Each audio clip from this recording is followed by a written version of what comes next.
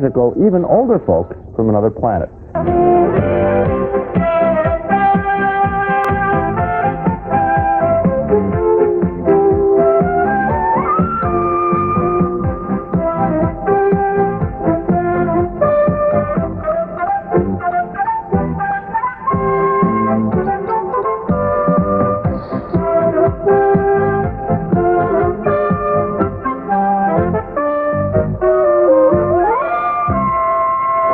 Secret. I won't tell anybody. It's hard to know who to trust.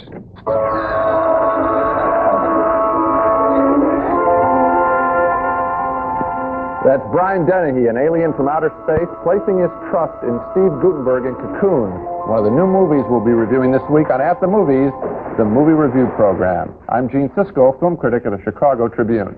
And I'm Roger Ebert, film critic of the Chicago Sun-Times. In addition to Cocoon this week, we'll also be reviewing Return to Oz, a Disney Studios sequel that features the land over the rainbow. And in our special X-ray segment, we'll take a look back at the original Wizard of Oz and the Diana Ross Michael Jackson musical, The Whiz.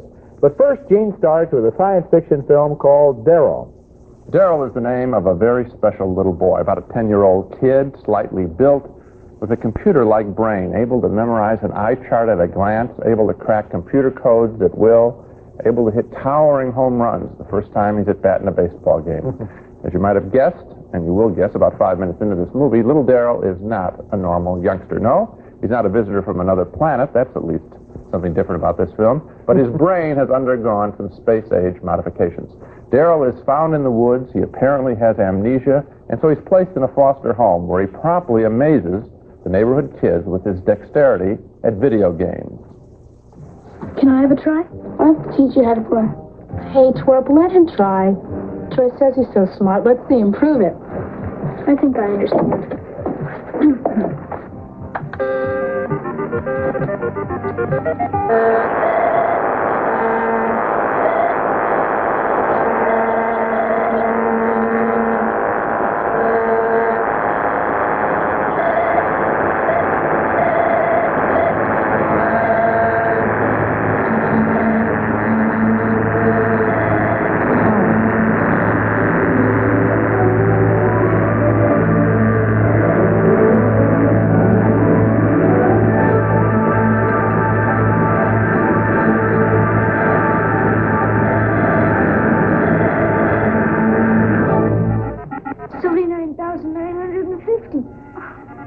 That's a fun game. Not bad. Darryl Richardson. What a kid. D.A.R.Y.L's also a whiz at baseball, and he's very polite to his foster parents. In fact, D.A.R.Yl's so perfect, he annoys his foster mother. Darryl, I've been meaning to give him my speech about grown-ups. It's a great speech. I meant to give it 2 weeks ago. I've done something to upset her. She's mad at me. Grown-ups have to feel like they're making progress with you. You gotta mess up sometimes. Just enough so you don't get whacked. They feel like they're learning something, see? It's a real art. Trust me. Reading them is harder sometimes. Just need to feel useful. You're so damn helpful and good and thoughtful. I don't know why I like you. Now, that's the cutest scene in the movie, I think, and if D.A.R.Y.L had more scenes like that, reflecting adult attitudes to young people, the kind of things that kids whisper to adults, if it had more of that, it might have been a pretty good movie. Sort of an adolescent variation on the Jeff Bridges character in Starman, who reflects back to us everything about the adult world. Anyway, D.A.R.Y.L, unfortunately, is just a routine thriller at its core, turns into a chase picture at the end with a predictable message about meddling with human nature, the old science fiction evil scientist kind of thing.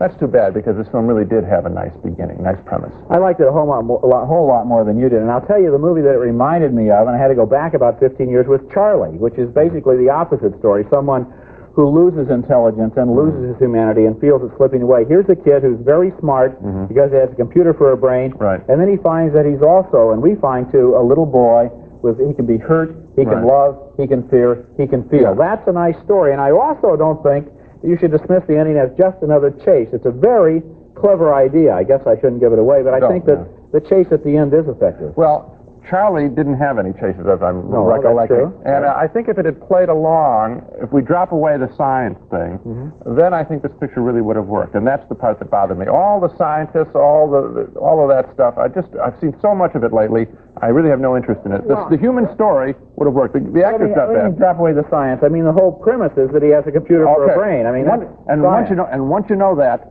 you don't have to show me any of it. In other words, you didn't want the evil government guys and so forth. None of that. I could have done a little less than that, but I still recommend the movie. Next at the movies, aliens from outer space bring the fountain of youth to Florida. We'll never be sick. We won't get any older, and we won't ever die. This movie is named Cocoon, and it begins in a way 10,000 years ago when some visitors from outer space are forced to leave Earth quickly, and they leave behind some of their friends in cocoons on the bottom of the Atlantic Ocean. Now they've returned, and their plan is to hire a boat, dredge up those cocoons from the ocean bottom, and bring them back to life. The aliens disguise themselves as human beings, but in this scene, the skipper of their chartered boat realizes that his passengers are more than human. Jack, I'm sure you're bothered by what you've seen, but if you just relax. Well, I don't want to relax. Why don't you let us explain? Because I don't want to know anything. And if you try to eat my face off or take over my body, you're going to be very sorry, mister. You're going to be very sorry. Face eating, Jack? I've never heard of that. Is that some sort of delicacy? No. Forget I ever mentioned it. You sure I shouldn't try it, Jack? I'm positive. Walter, Jack is our friend, right, Jack? Friend. That's right. Friend. 100%. I'm your friend. That's all I ever wanted to be. I want to be your friend. Well, we do owe you an explanation. No, you don't owe me anything. You don't, not even the boat, honestly. It's free. Of course we're going to pay you for the boat. We're honest. Well, of course you're honest. Did I ever accuse you of being dishonest? I accuse you of being from another planet, but an honest planet. That's a good line. The way he knows something is wrong is he's spied on them, and they take off their human skin, That's a and way. inside they're just pure light, which, only an alien or a movie critic would look like that. That was Steve Guttenberg overacting a little as the skipper, and Brian Dennehy and Tani Welch, who is Raquel's daughter, as the aliens. The aliens put their cocoons in a swimming pool they've rented, and they charge that pool with a life force that will bring their friends back to life. Meanwhile, 3 old guys from a nearby retirement home sneak into the pool, and the life force makes them feel just great. I feel great. Me too. Why shouldn't he feel good? I feel tremendous. I'm ready to take all the world. Ow! Ow!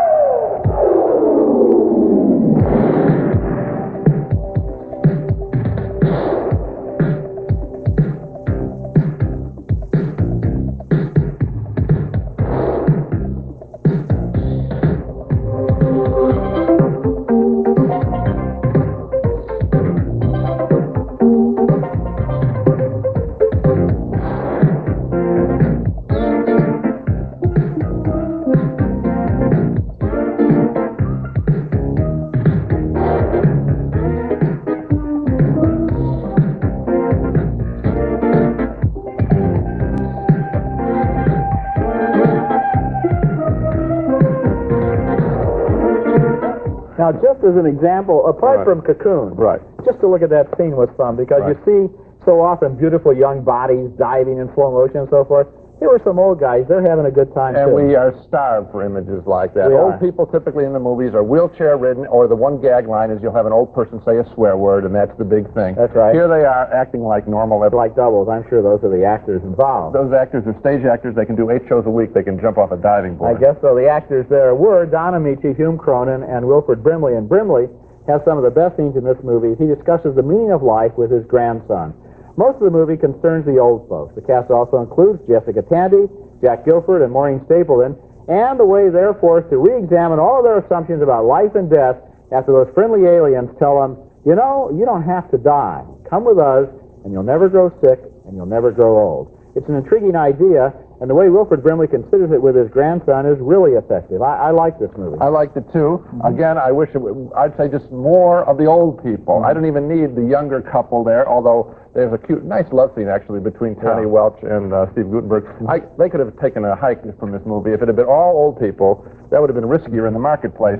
but I would have loved it. It still is a lot of fun. Well, if you're going to have aliens, though, I like the Brian Dennehy character because he says, he might make a mistake about every 10 or 11,000 years. The last one was deciding to put our base on Atlantis.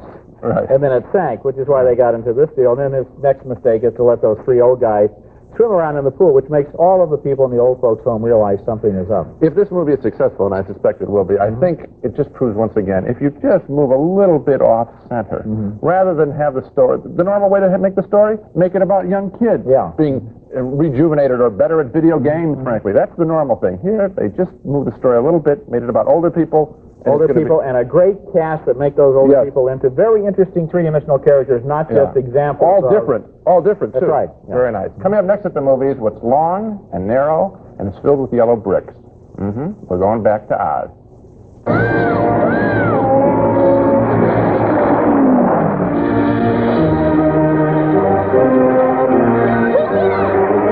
One of the most beloved films in motion picture history, The Wizard of Oz. A fairy tale book come to life where every kid, particularly girls, I think, vicariously lived through Judy Garland's journey away from her Kansas home to the magical world of Oz, where animals talked English, witches ran wild, and friends could be made of straw and fur and tin. The new film, Return to Oz, is not in the same league as the original. First, because it isn't a musical. And that was amazing that they made that decision. Second, because it doesn't star Judy Garland. Of course, they couldn't help that. Third, because it will terrify young children with its opening torture scenes. And fourth, because it rarely amazes us with any of its special effects. Other than that, it's routinely mediocre. Here's a scene where little Dorothy from Kansas, played by Fairuza Balk, is in Oz, trying with some new friends to assemble another creature made by placing a moose head on a sofa. Boy, what those interior decorators in Oz won't think of next. Go to the door and look out for Mommy. All right, Dorothy. Make sure you do the head so we can see where it's going.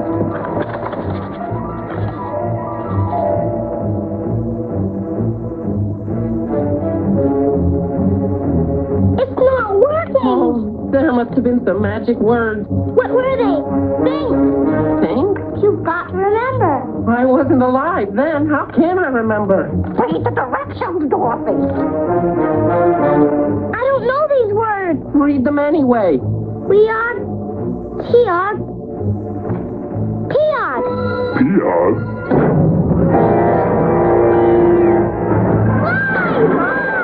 Wait for me.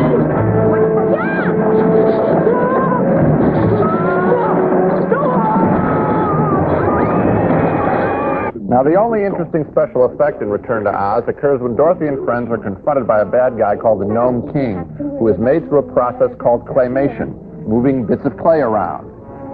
Tell me who you are and why you have come all the way to my kingdom and what I can do to make you happy. It must be the Gnome King. Where is he? I don't see anybody. My name is Dorothy Gale, Your Majesty. And these are my friends. Tick-Tock, Jack, and the Gump. The Dorothy Gale from Kansas. Yes, Your Majesty.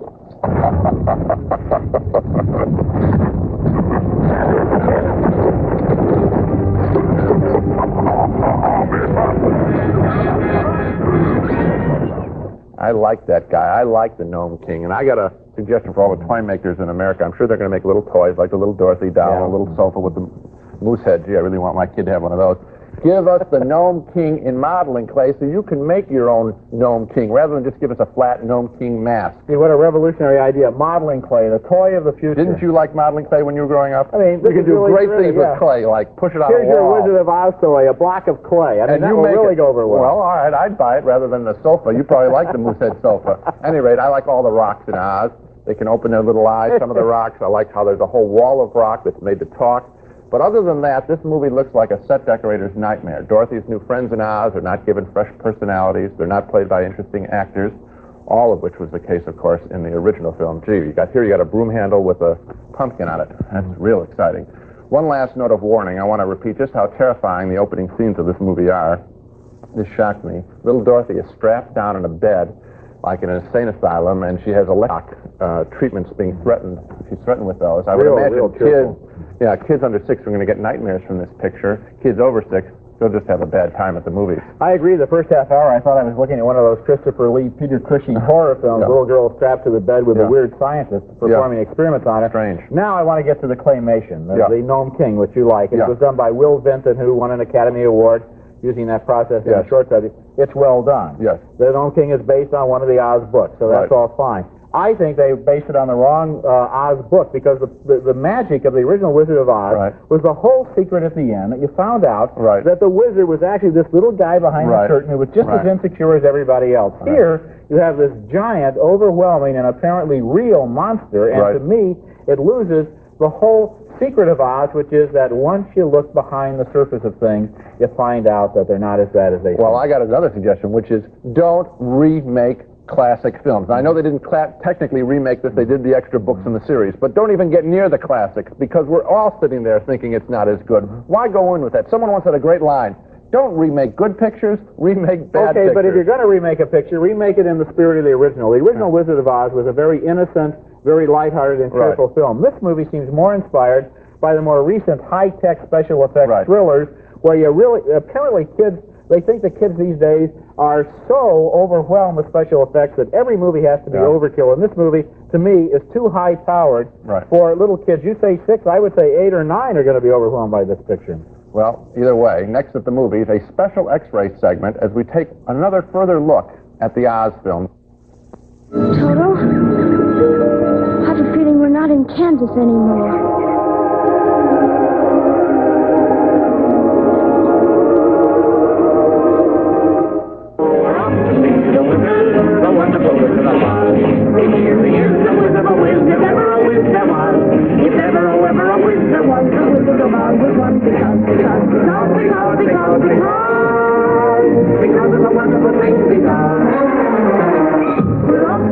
The subject of today's X-ray, the wonderful world of Oz.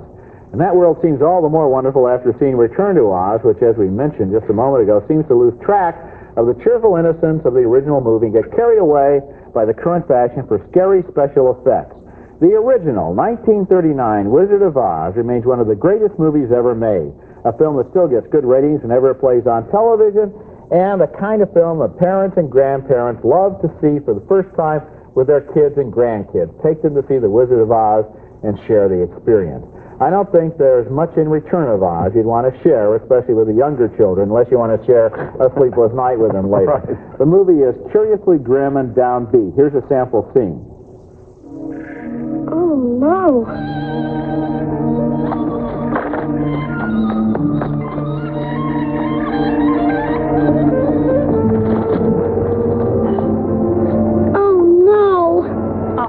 It's just a yellow brick. No, Belina, you don't understand. This was the Yellow Brick Road. It leads to the Yellow City. Well, that'd be okay if the Yellow Brick Road ever got repaired, but they even got the road wrong. Got the road wrong. But the road isn't all that's lost its magic and its glow in this new Oz. And to make the contrast, let's go back to 1976 and The Wiz, a musical directed by Sidney Lumet and starring in this scene Diana Ross and a young Michael Jackson. Come on, then, get on down the road. Come on, get on down the road. Don't you carry nothing that might be alone. Come on, get on down the road. The Wiz was not a box office success, but that scene shows that at least they did understand something of the special magic of The Wizard of Oz and its carefree spirit of adventure. Now look at the original scene from the original movie. Follow the Yellow Brick Road? Follow the Yellow Brick Road.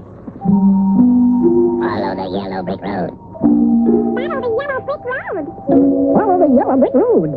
Follow the Yellow Brick Road. Follow the Yellow Brick Road. Follow the Yellow Brick Road. Follow the Yellow Brick, follow the Yellow Brick, follow the Yellow Brick Road. You're off to see the river, the wonderful Wizard of Oz. You'll find the Wizard of Oz, if ever a river was. If ever a river was, the Wizard of Oz is one because of the wonderful things he does. It makes you want to see the whole movie all over again. Now, of course, it's easy to praise a classic and easy to criticize Return to Oz for daring to invite comparison with a classic like that, but I'm not even talking here about the artistry and craftsmanship of the various Oz films. I'm talking about the spirit. And the question that Return to Oz ought to ask itself is, birds fly over the rainbow, so why or why can't Oz? It's a matter of tone. That's exactly what you're talking about. This film is a high-tech kind of film. The business of her flying over with that carpet that we saw in the clip there before just seems recycled out of every other picture. Disney film in particular. They always have something funny that flies. That was out of Bed Knobs and Broomsticks, where the bed flew. Yeah. Again, I have to repeat my line, which is simply, I would stay away from classics. I would go to find some other territory that's fresh and do it. I would have put music into this film. You know, The Wiz, just by the virtue of its music, seems like a film that I'd like to see again, even though, as most everyone agreed, Diana Ross was miscast as Dorothy. But at least there, the music was buoyant and joyful. This film is quite somber. Somebody should have thought, when they, at the very first, when they were starting on Return to Oz, somebody should have had this thought. It ought to be fun, it ought to be upbeat, it ought to be sweet, it ought to be wondrous. Yeah. It shouldn't be scary. Okay, let's recap our reactions to the movies on this show. We split on D.A.R.Y.L, the thriller about the perfect little boy. Roger got caught up in the kid's character. I thought, though, it just returned into a routine chase story at the end. We both liked, however, Cocoon, the science fiction picture. We appreciated its treatment of old folks as human beings. You're going to be very Finally, a pair of downturned thumbs on Return to Oz, a film guaranteed to scare little ones and bore big ones, like these two big ones. Okay, so Cocoon is the one that we agree on this week. That's it for this week. Next week at the movies, more summer blockbusters, including Clint Eastwood and Pale Rider, his new Western, and Ali Sheedy, Judd Nelson, and Emilio Estevez in St. Elmo's Fire, which is sort of a big chill for kids 1 year out of college. That's next week. Until then, we'll see you at the movies.